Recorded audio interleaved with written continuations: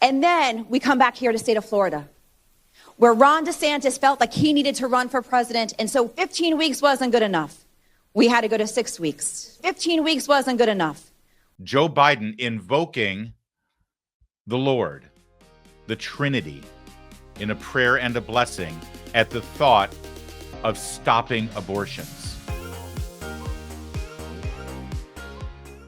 Yesterday, Joe Biden went to Florida because he wants to make the case for this election to be all about abortion. They've got fear. They've got fear and intimidation and bullying. That's all they've got. And so he doubled down yesterday. He was hosted at this abortion provider by Nikki Fried. Remember Nikki Fried? She was going to be the new governor of Florida because she was going to beat Ron DeSantis. Girl power, Nikki Fried. She couldn't even win the nomination. She lost to Charlie Crist. That's how bad she is. So, of course, they made her the state chairman of the Democratic Party. Now, watch what Joe Biden does when she laments the fact that unborn babies are being protected in the Sunshine State. And then we come back here to the state of Florida, where Ron DeSantis felt like he needed to run for president, and so 15 weeks wasn't good enough. We had to go to 6 weeks. Listen, I'm Catholic. I'm a Catholic Christian. Whether you are a Catholic Christian or an Orthodox Christian or you're a Protestant Christian, you know what that means. That sign. That's a prayer in the name of the Father and the Son and the Holy Spirit. It's the short prayer invoking the Trinity. It's kind of a foundational building block of Christianity for the last, 2 millennia. It's used as a sign of blessing. It's used, as I said, as a prayer. It's used as a way to ask for God's blessings on yourself or for others. Joe Biden, that devout Catholic, please, more Catholic than the Pope. Just ask him. Joe Biden invoking the Lord, the Trinity, in a prayer and a blessing at the thought of stopping abortions. And then we come back here to the state of Florida, where Ron DeSantis felt like he needed to run for president, and so 15 weeks wasn't good enough. We had to go to 6 weeks. Does he think he's funny? Was it really related to the idea of Ron DeSantis running for president? Oh, God forbid Ron DeSantis run for president. Is that what he's doing there? Or is it linked directly to abortion? Is he saying a prayer for all of the murdered babies that have happened under his watch? I wish that were the case. It's despicable. And why we can't get the Catholic bishops in America to condemn this guy once and for all after this kind of behavior, I couldn't tell you. Listen, I understand there's a lot of intramural fights between Catholic Christians and non-Catholic Christians. And, you guys do this and you guys do that. But there's some things that we agree on. Protecting life, thank God we're all pretty much on the same side of that. I can tell you as a Catholic Christian that when I see this guy invoking our name, invoking our Lord, invoking an outward sign of Christianity and Catholicism in particular, in this setting, it disgusts me.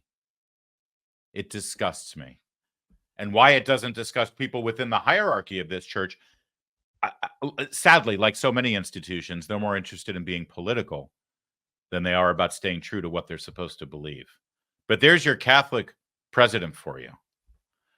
And he wasn't done. Mashed Potato Brains was all over Florida and this event, stepping on his barely functioning tongue.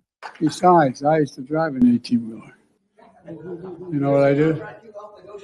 That's exactly right. That's exactly right.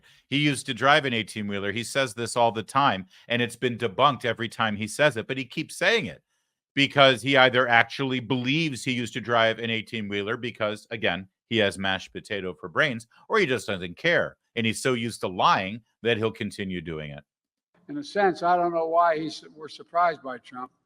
How many times does he have to prove we can't be trusted? In a sense. Okay, this I have no quarrel with.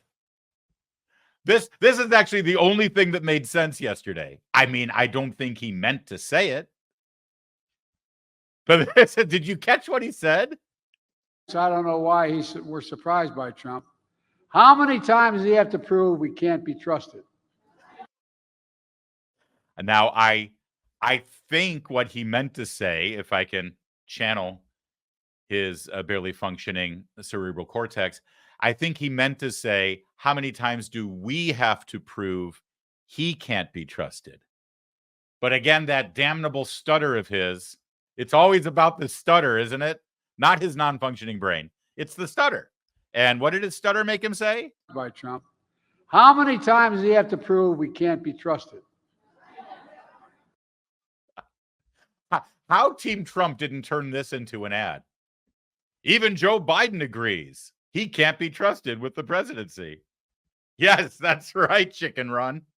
Every single Republican commercial, every single day. I mean, he's finally said something honest that the rest of America can get behind. By Trump. How many times does he have to prove we can't be trusted? I love the expression. He's either shocked that he just said what he said because he realized what words came out of his pie hole, or he's about to do his patented, I'm not joking. I'm telling the truth. I'm not kidding. I'm not joking. What a mess. But there's more from Mashed Potato Brains president. You know, if I have my way in the next 4 years, I'm going to make community college free. And it'll grow the economy. It won't cost the taxpayers. You know. Wow. Let's unpack this for a minute. First of all, I don't know about where you live, but community college is basically free right now. It's incredibly inexpensive to go to community college in any part of this country. Honestly, I mean, you're spending more right now on probably your cell phone bill as a family than you would for tuition at a community college when you break it down. So it's already pretty damn affordable. The entry point for someone who is dying to get an advanced degree, or not an advanced degree, but just to get a college education, either an associate's arts degree that you would get at a community college, or even if you want to, please, what more does this guy want? He wants to forgive student loans. He wants to give out grants. He wants to, it's like, no matter where you want to go to college, we'll pay for it. Community college is already cheap enough. Okay, you can get it. If you're bound and determined to get a college degree, you can get it, and it won't cost you very much if you're okay with community college. So already it's a stupid promise to even be putting out there, number one. Number two. If I have my way in the next 4 years, I'm going to make community college free. And it'll grow the economy. Because printing money that we don't have and giving away free things is so good at growing the economy. I mean, just look at the last 3 years here in America. It's worked wonders, hasn't it? You know, I'm all for the government spending money on something tangible like a bridge or a road or a military, you know, the kind of stuff that the government's really supposed to do. But it's going to really take a lot of convincing that getting people an associate arts degree in women's studies is going to end up growing our economy. But finally, the last part. It won't cost the taxpayers. It won't cost the taxpayers. I'm going to make sure the community college is free for everybody in this country, and it won't cost the taxpayers. So there's either two ways to go about doing this. Forgive me, 3 ways of going about doing this. The first way that I'll propose, which I assure you is not anything that Joe Biden and his party would do, is you levy a tax on higher institutions. Make Stanford and Harvard and Yale, who are sitting on billion-dollar endowments, pay for associated arts degree for underprivileged individuals in this country who want to go to community college. Now, first of all, I don't think you should be able to do that. But if you're going to tax anyone, that's who you should tax. Okay? If you're a college professor and you're making 6 figures, you're going to pay for free community college. How about that deal? I'm fine with that. Okay, so that's option number 1. Now, option number 2 to make it free is that all of the teachers, all the professors, all of the administrators and faculty at the community college are volunteer. And the buildings are all donated. That would be free. There you go. There's your free community college. So that's option 1 ain't going to happen. Option 2 sure ain't going to happen. So option 3, free community college for everyone, and it won't cost the taxpayers a thing. Here's how he does it. He reaches into his pocket and pulls out his magic beans. Yes, magic beans. He traded them for his old friend Milky White the cow. And he's going to toss those beans into the ground, and overnight, a free community college will sprout.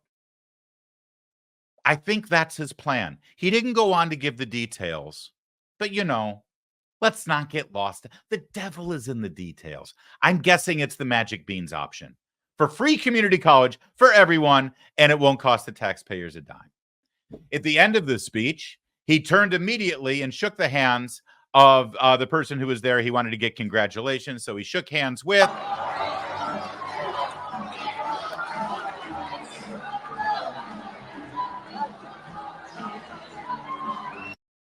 with his imaginary friend.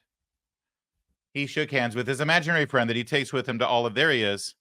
Shake my hand, Harvey the Rabbit. That's your president. That's the man with the nuclear codes. He's going to save us all.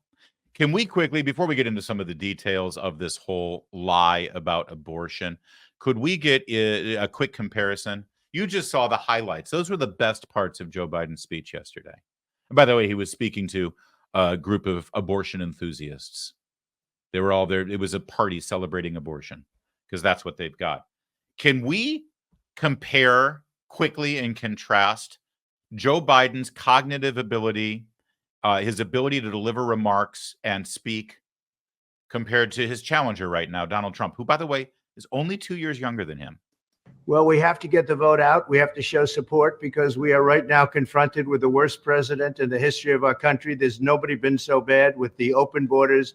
Millions of people are coming into our country from prisons and jails, from mental institutions, from insane asylums. They're being emptied out all over the world, and terrorists are pouring into our country. Drug dealers are pouring into our country. There's never been anything like it at levels that no country has ever seen, not just us. No country has ever seen. And if you look back 4 years ago, 3.5, but 4 years ago, we had the safest border, the best border. I built 571 miles of wall. We're ready to install another 200, which is much more than I said I was going to do. And we had the safest border in history. Now we have the worst border in the history of the world. That's Donald Trump yesterday in a local television interview, operating with no cue cards, no teleprompter, no notes, no speech that was written out for him, just engaging in a one-on-one conversation. Have you ever seen Joe Biden give a one-on-one interview at all, let alone without any note cards or notes? I mean, it's not even close when you compare that. I know that there's a lot of people out there say, well, they're both too old. Listen, would I rather have somebody who's my generation running? Somebody in their 40s or in their 50s? Okay, yeah, that's not our choice right now. Maybe we'll get that. But this is our choice, and you can't just write them both off and say, well, they both lost it. I'm sorry. Remember how a month ago they were all talking about Donald Trump's cognitive decline, how he was the real concern? Just look at the side-by-side comparison. There is no comparison. Meanwhile, back to the lie about abortion and how they want to make that the only issue this November because it's really all they've got. Here she is, Mika Brzezinski, this morning on Morning Joe.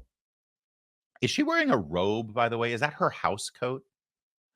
You know how women reach a certain age, they've always got to chill. And I know usually the TV studio is kind of cold because of the lights and everything. So it's weird, though, isn't it? That she's always wearing her little house coat. All right, here's Mika trying to terrify you. More importantly, trying to terrify your mom, your sister, your wife, perhaps, maybe even your daughter.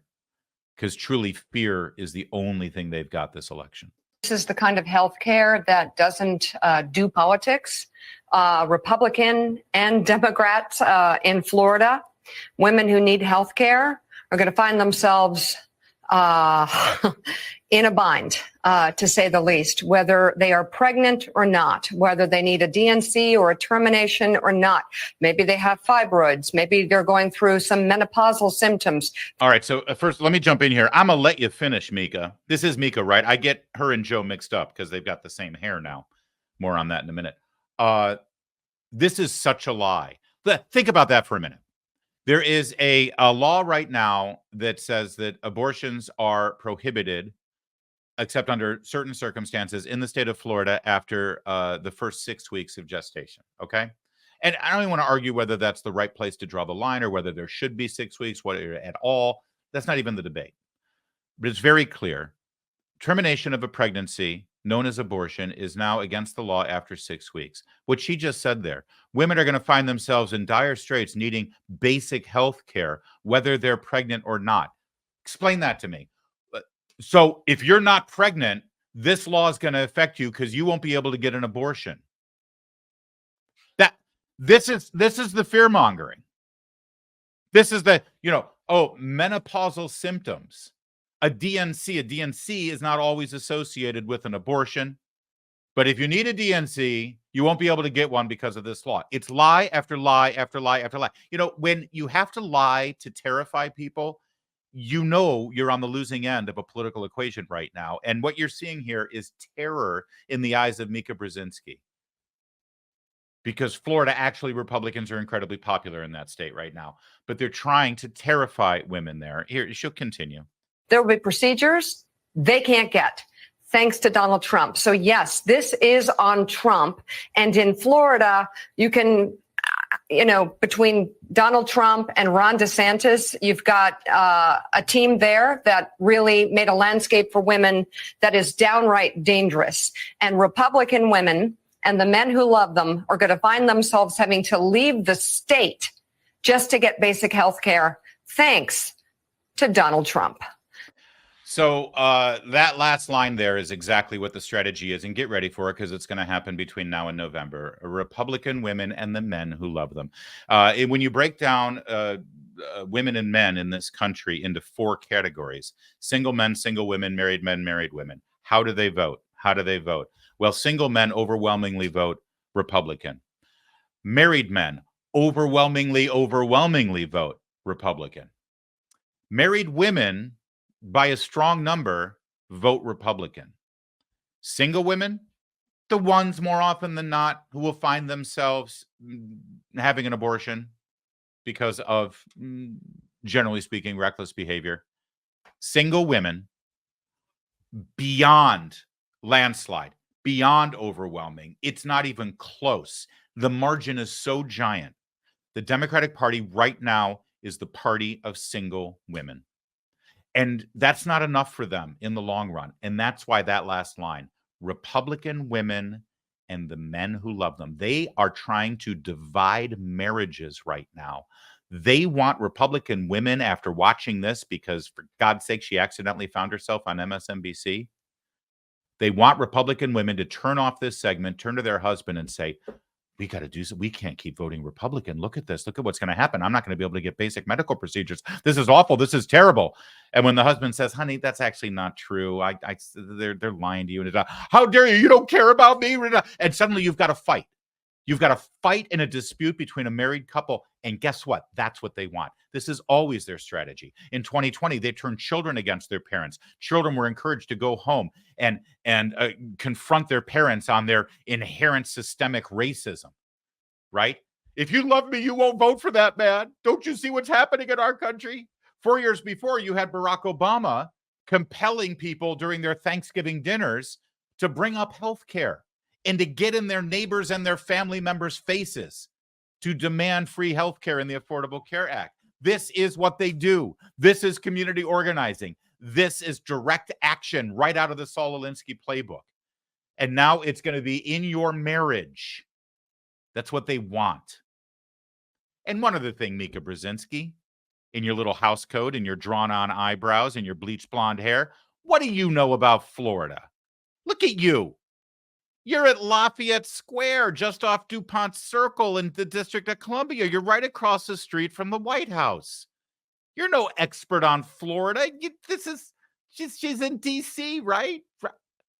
Oh, no, wait, that's right. She's lying to her audience right now. Everything you see right here, that's a lie. She's not in Washington. She's in her garage, in her house, where they made a studio. She's in front of a backdrop to make it look like she's in Washington.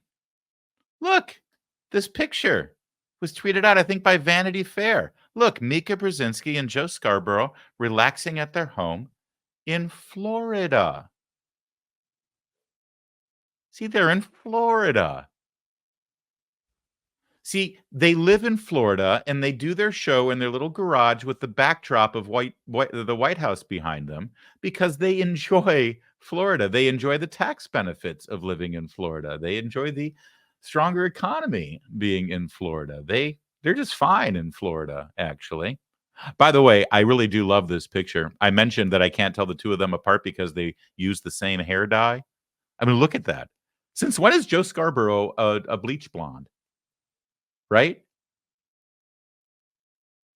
By the way, my other favorite thing about this, look on the caption of the picture. The photo is courtesy of Mika Brzezinski. This is a selfie. They're relaxing. And look at Joe Scarborough's supposedly reading Ernest Hemingway, The Old Man and the Sea. Joe, Vanity Fair wants a picture of us for a profile they're doing. Let's take a selfie. All right, let's get posed right here. Hold on. You know what? I should look like an intellectual. Let me grab a book off the shelf. Hold on. Let me get the dust off of it. Here we go. I'll take the selfie. Wait, that's not my good side. Hold on. Let me arch my back. All right, you ready? How many of these did they take before they found the one that they were going to send to Vanity Fair? What do you think Joe's camera roll looks like right now? How many did you think? 10? More than 10? What's the over-under on this? Mika Brzezinski and Joe Scarborough relaxing at their home in Florida. But every morning on MSNBC, they are the voice of Washington, D.C. Here we are reporting to you live right in front of the White House. 10 minutes after they are on the air. Oh, isn't Florida amazing?